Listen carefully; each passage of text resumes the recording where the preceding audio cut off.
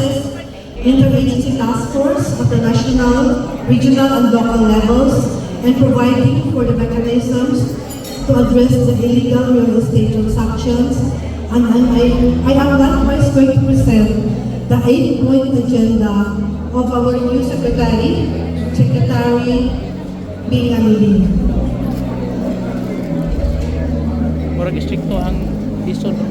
Now, the background of the joint memo circular, I think all of you are already familiar with this. This was proposed in view of the alarming number of verified reports of unregistered developers, real estate brokers, agents and salespersons taking advantage of social media and other marketing tools to post and share false advertisement on housing, subdivision, and condominium projects. And also, project proponents who have no licenses to sell and certificates of registrations.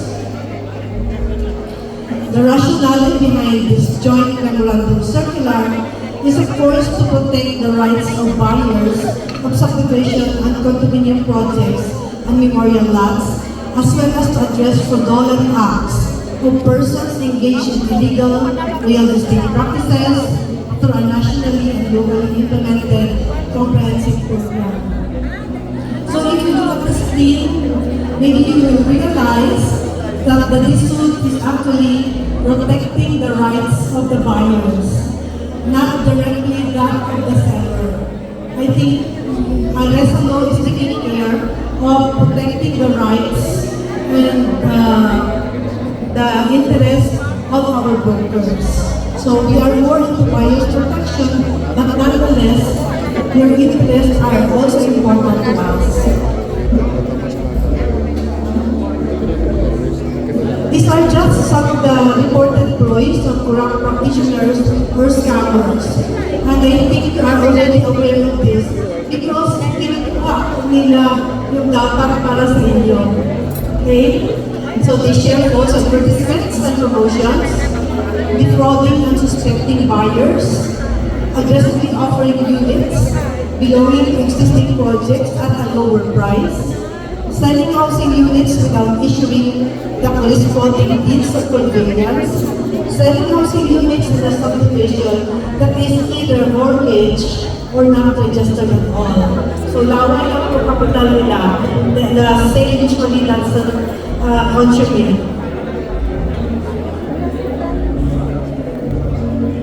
They also facilitate the sale or conveyance of project by acting as an intermediary, agent, or broker without being duly authorized by either the developer, the project or landowner, or the buyer, not even authorized by PRC or the school. They use social media and other marketing tools for corrupt practices. In fact, sa office namin, when I was with Iloilo office, Region States, may staff kami na nagpa-follow lang talaga ng social media so that they will see who are those who are selling without license. Other act punishable also under the PD 957 are regulating the sale of subdivision lots and condominiums and providing penalties for violations. So mentioned earlier by Ma'am Pilar that the anti-illegal real estate practice interagency task force are established in 3 levels: the national, regional, and local task forces. Well, actually, kami sa DSUD, we are still awaiting the very specifics through the IRR of this particular GMC. Okay, these are just compositions. Maybe we can just breeze through this. At the national level, already mentioned earlier, DSUD chairs the committee for the task force with the OG and the LG as co-chair, with ANR, NBI, NRA, PRC, and the Philippine National Police as members. These are mirrored at the regional level, the same offices, but this time with regional officers involved.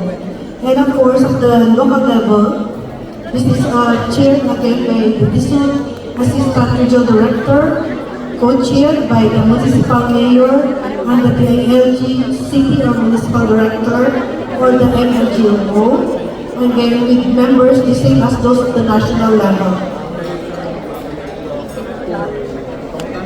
Under the technical working group, we are already including the private sector like you, the private estate professionals.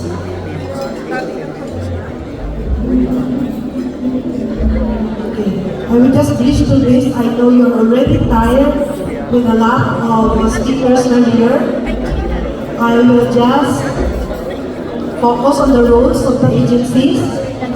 Our office, TVSUD, is the lead agency at all levels.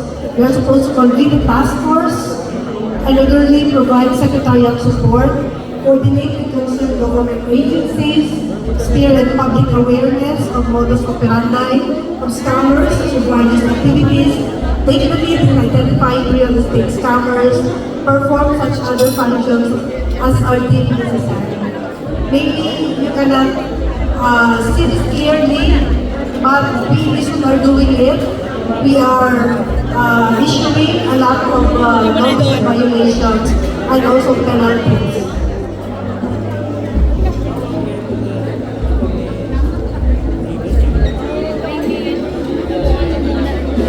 I will now proceed with the 8-point agenda of the new secretary.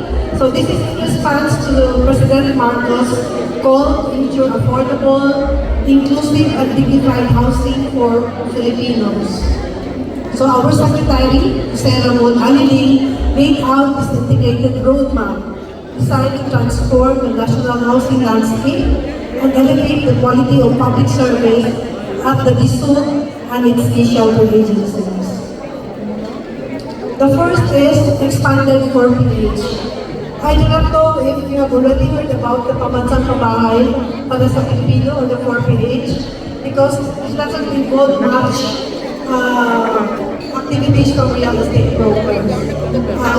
Ito lang po ang programa na hindi kami magkakahabol sa nag-reselling because we are already recruiting beneficiaries long before we issue license to sell under this 4PH program.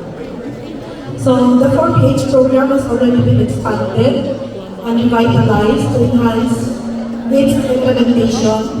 Before, we only considered vertical housing, but now we will be considering